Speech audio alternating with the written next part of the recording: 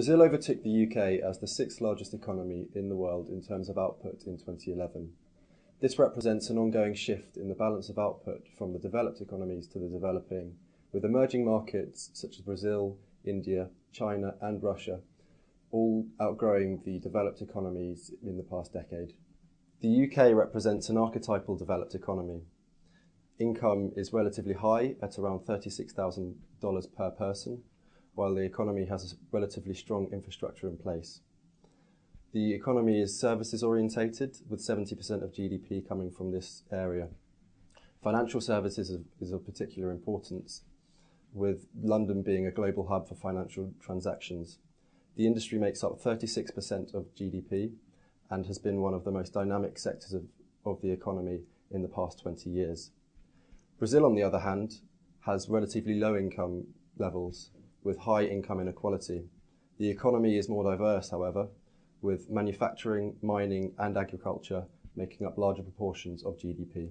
In terms of growth, Brazil grew on average by 4% in real terms between 2003 and 2011, benefiting from a growing domestic market. Disposable incomes also grew significantly, with almost 20 million people being brought out from the $2 a day poverty line between 2001 and 2009. On top of this, growth in many of Brazil's export markets, including the Asia Pacific, further supported growth. The UK, on the other hand, has seen real per capita income stagnate over the past 10 years, as real GDP growth averaged just 1.4% between 2003 and 2011.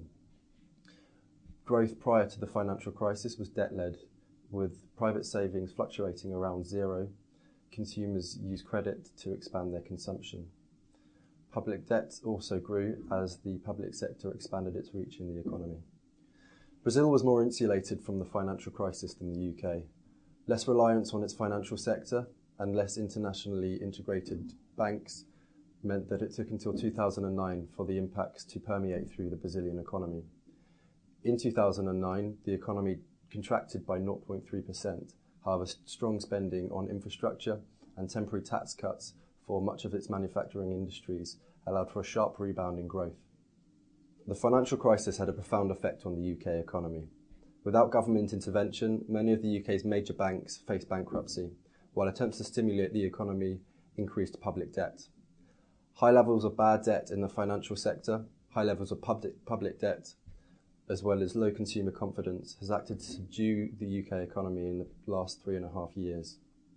On top of this, the ongoing Eurozone crisis has acted to reduce exports to some of the UK's major exporting markets. Persistent unemployment, low levels of consumer confidence and low levels of investor confidence has meant that the UK is yet to return to output levels seen prior to 2008.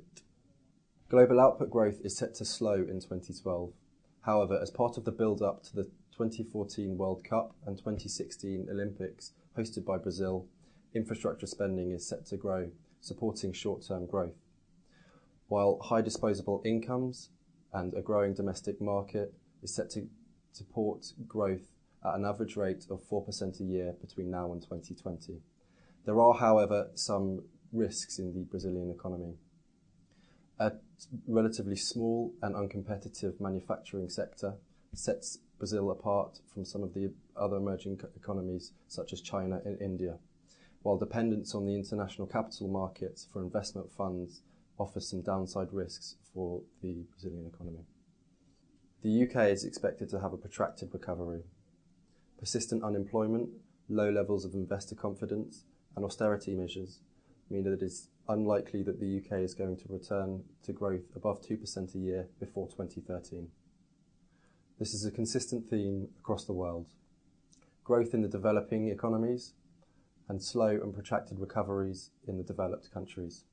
As a result, Euromonitor International expects a continued shift in the balance of output from the developed to the developing countries, with the four major emerging markets, Brazil, Russia, India and China, expected to make up 4 of the top 7 economies in terms of output in 2020.